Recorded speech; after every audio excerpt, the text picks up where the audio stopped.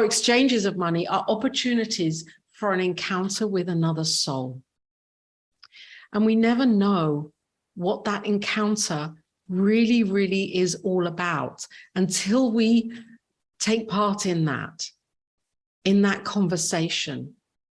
There may be something that inspires through that conversation, or that heals, or that reveals, or that comes through as another possibility of how to unfold into an opportunity.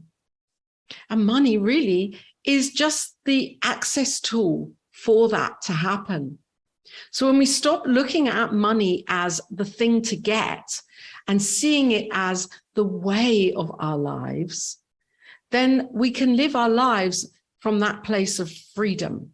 We're not caught up in that trap of believing that if we don't have money, that we're not enough and that we are stuck. In our Declaration of Principles, number 6 is all the good in the universe has already been given and is waiting to be discovered. Let's just breathe that in for a moment. All the good in the universe has already been given and it's waiting to be discovered. By who? By me and by you and by each of us, as we are all an individualized expression of God. And we are all gifted with this idea that we can express prosperity right now and live into a prosperous life. And number 7, as goodness is realized, discord disappears. So not only as we realize the goodness that we are, the prosperity that is here right now as us, we open up to a greater revealing of our lives of harmony and of peace. Now, it may be said that peace is the foundation of prosperity, that when we are in that place of peace, when we are knowing the peace that passes all understanding, that our hearts are open to receiving, and that when there is unforgiveness in our hearts, when there is turmoil and inner conflict, and we are in a house divided, that we cannot be the great receivers of this divine flow of goodness for our lives. It was really incredible as Jason, I was going to say my partner, now I can say my beloved husband, proposed to me. He did so in a way that that allowed me to say yes, of course. And there were fears, running fears going through my mind of, well, how can this happen financially? How will there be all the hows, which I know that we're shown the way in this teaching in Science of Mind and in this practice to not worry about the how. And yet, of course, you know, in me, I'm saying, of course, all of those hows were going off. How will we have the money for this? How will we be able to pay for that? How will all of this come together? Because I didn't believe on some level that I could hand it over to the divine and I could state what it was that I wanted to happen and set the intention and be in the feeling of the whole thing and allow the pieces to come together, allow the vision to unfold. And as I did this and surrendered and let go of the how, and as Jason did this too, the most incredible seeming miracles took place over a month and a half in September and the beginning of October. Opportunities came through for work. Checks came through the post, and nothing to do with getting married from other sources and other ways and income streams. Possibilities opened up. People started saying, how can I help? What can I do? I'd like to do this for your wedding. I'd like to do that. The way was made clear in the most easy and graceful way possible. And the thread of this for me was that there was an excitement in my heart because I held the vision in my mind and I knew it would unfold absolutely perfectly. Why wouldn't it? I was being prompted to put these prosperity teachings to use within me, practice them really deeply, to do the forgiveness work, to let go of my human no, to allow God to come through, to be the inlet and the outlet, and to hold on to the feeling. Ernest Holmes talks about feeling as being how God speaks through us to the heart more than to the intellect. So when we have a connection, which also Jessica talked about in her book, of the why, this why of and the feeling of this why and the conviction of this why, when we're connected to the why and to the feeling of what it is that we want to birth forwards for our lives, it's almost as if we have a direct telephone conversation with the divine, and suddenly God hears us. Of course, God is hearing us all the time. And yet when there is a heart connection and we're in the flow, as Ernest Holmes says, he believes that the heart of the universe is of the essence of pure feeling. And we know this in consciousness studies, in quantum physics studies, and what we are being shown that is coming through from the study of quantum science, that consciousness is a feeling. So I'm asking you, where is the feeling in the spiritual mind treatments that you are declaring for your life? Where is the feeling in the connection of the excitement of what you're doing for your life and what it is that you're choosing to bring in? Because what I know is that the feeling was so strong in me, the feeling of belief that this beautiful wedding ceremony and our marriage would unfold in the most wondrous of ways, with grace and with ease. And when I let go of that and just swam in the sea of all possibilities, it was incredible how these pieces unfolded so perfectly for the day to be so spectacular, and for everything and more than we could ever need to be provided for. So we know that we are living in and as a reciprocal process. This is the law of giving and receiving. This is the reciprocal nature of the universe. And the universe will respond at our own level of acceptance. And Troward brings this through in all of his writings. Thomas Troward, who Ernest Holmes, really studied and became a devoted student of, that the infinite can only do for us what it can do through us. So we have to be the open expression of this. We're invited to open up in our hearts to receiving, not only on a conscious level, subconsciously. That means unlearning all of the beliefs that may be stored that are holding us back, and opening up to the greater expression of knowing who we truly are as the divine. The power that to be delivered must be equal to the instrument through which it is to be effective.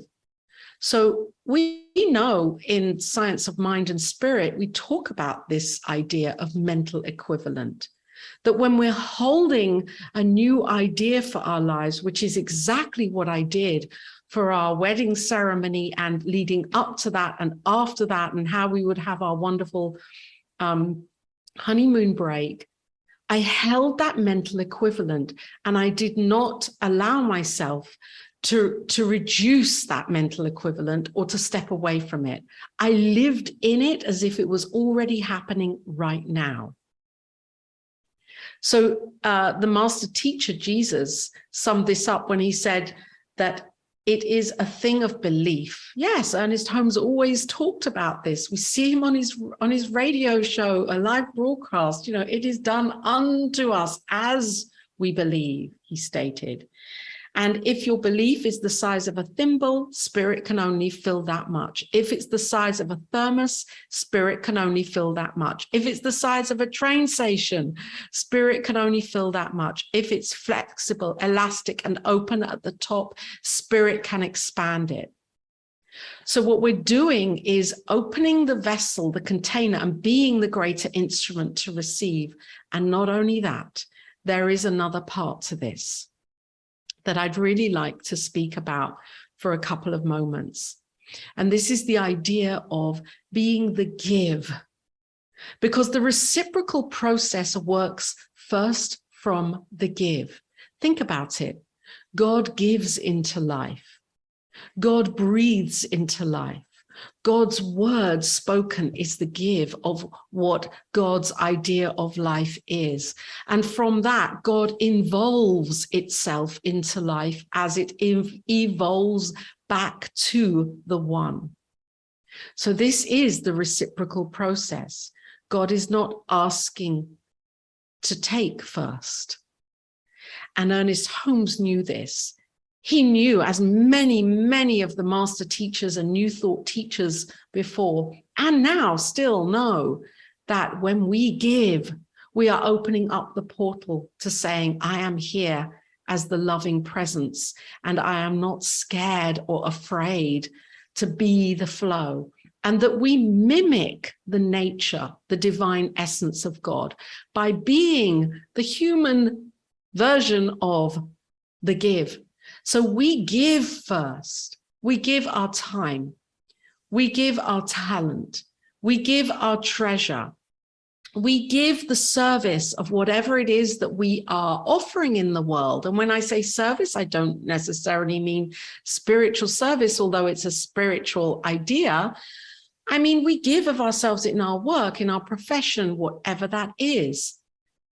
And we choose to give first financially. And Edwin Gaines talked about this, the idea of tithing or conscious giving.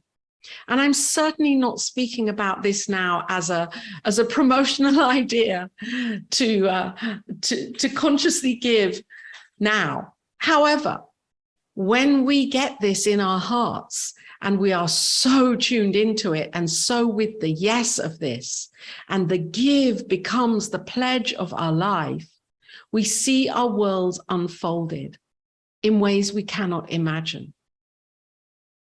You see, this idea of tithing or love offering or conscious giving, it is not that we are being asked to give into something to keep that something going or afloat. No. From a religious or biblical standpoint in the Old Testament, the idea of this is to trust and have faith that there is an infinite supply. So as we are giving into whatever lifts our hearts and whatever we believe is doing amazing work in the world, as we're doing this, what we're doing is we're saying, yes, I trust that I'm not greedy, that I'm willing to release control of this situation. And as I see something else being prospered, then I see myself as prosperity, because we are one and there is no separation. So we're being asked to test this out and to prove it to ourselves.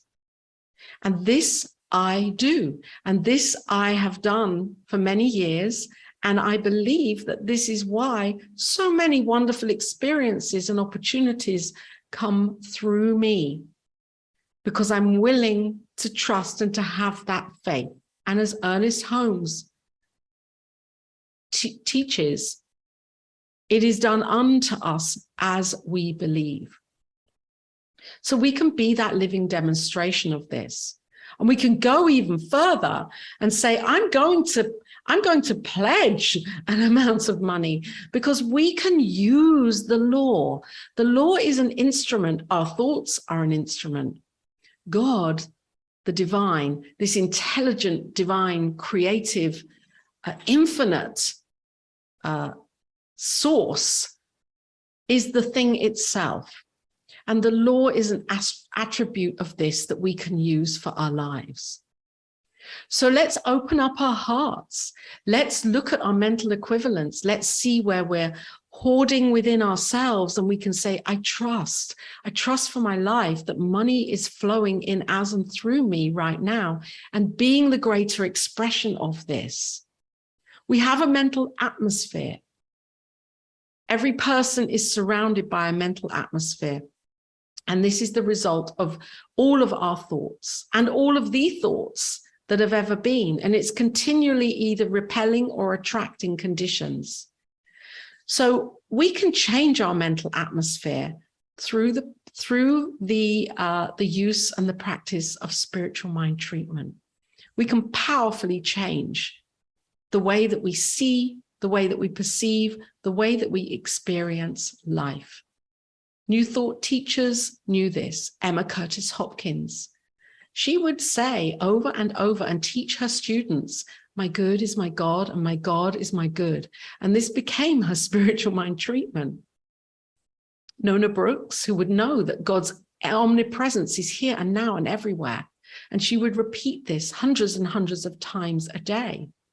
They were expanding their container, not only of receiving, but also of giving and knowing who they were as love. So we can look at all of the teachers of the past, and we can look at all of the teachers of now, and we can go on into the future to know that quantum physics is showing what the ancient wisdom teachers have always known. That as we collapse the wave particle right here and now and become the observers of more love, of more money, of more opportunity, more prosperity, more giving, more gratefulness, that we become the living demonstration of this for our lives. Charles Fillmore says that when you think of your money as something directly attached to an invisible source that is giving or withholding according to your thought, you have the key to all riches and the reason for all lack. So it's according to our beliefs. You can only become truly accomplished at something you love. Don't make money your goal. Instead, pursue the things you love doing, and then do them so well that people can't take your eyes off you. Oh, Maya Angelou.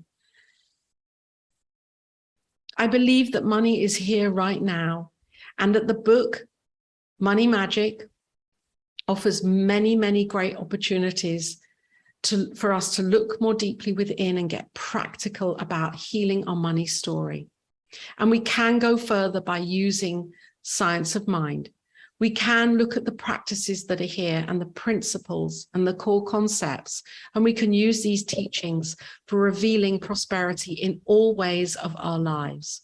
The prosperity that money offers is an opportunity for personal growth, for deepening our spiritual practice, for forgiveness, expansion of our container, a greater understanding of how we manage our thinking and therefore our lives. And it is a spiritual tool for dissolving the idea of separation and for knowing oneness. Yes, Ernest Holmes was truly right, Dr. Ernest Holmes. You and I are in the vanguard of the greatest spiritual movement the world has ever known. And please affirm with me, God is my source and indwelling supply. Blessings and love to you. Prosperous blessings and love to you.